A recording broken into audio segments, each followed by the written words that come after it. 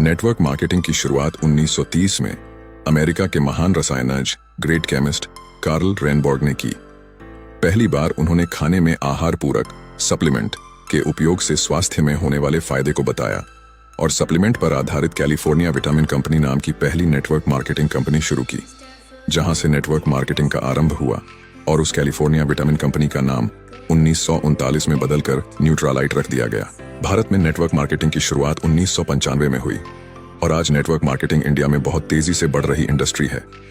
भारत सरकार ने तेजी से बढ़ रहे इस इंडस्ट्री को अपनाकर 12 सितंबर 2016 को गाइडलाइंस जारी कर दी, जिससे भारत में नेटवर्क मार्केटिंग और तेजी के साथ बढ़ी है। इसका और तेजी से बढ़ने का अनुमान है। भारत सरकार की संस्था FICCI और KPMG के रिपोर्ट के अनुसार 2025 में डायरेक्ट सेलिंग भारत में 625 बिलियन करोड़ DDH की इंडस्ट्री बन जाएगी।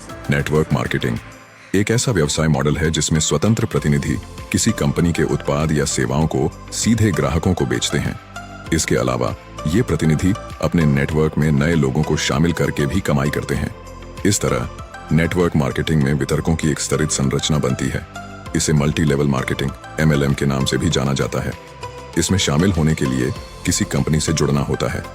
डायरेक्ट सेलिंग कंपनियां व्यक्ति के नेटवर्क बनाने के मॉडल पर काम करती हैं।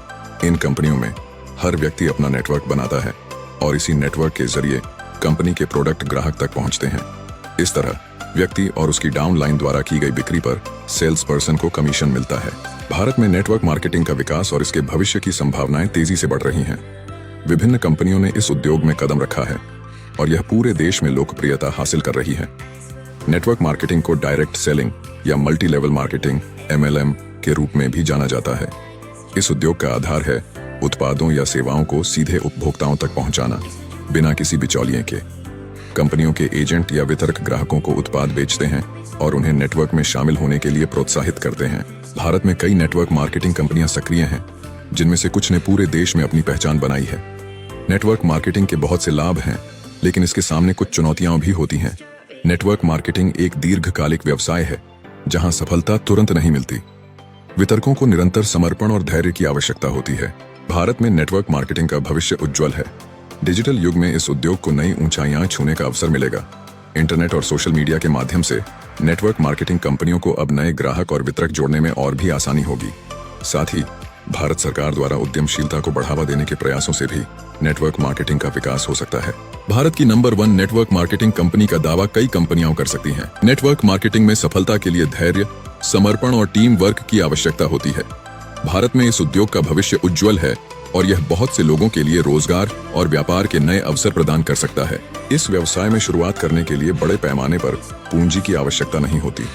लोग मामूली निवेश से ही इसे शुरू कर सकते हैं।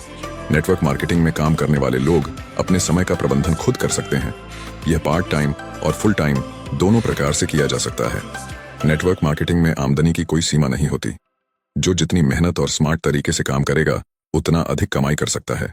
नेटवर्क मार्केटिंग कंपनियों की सफलता का एक बड़ा हिस्सा उनके उत्पादों की गुणवत्ता पर निर्भर करता है। अगर उत्पाद गुणवत्ता में बेहतरीन है, तो उपभोक्ताओं का विश्वास जीतना आसान हो जाता है और बहुत जल्दी बड़ी टीम बना ली जाती है।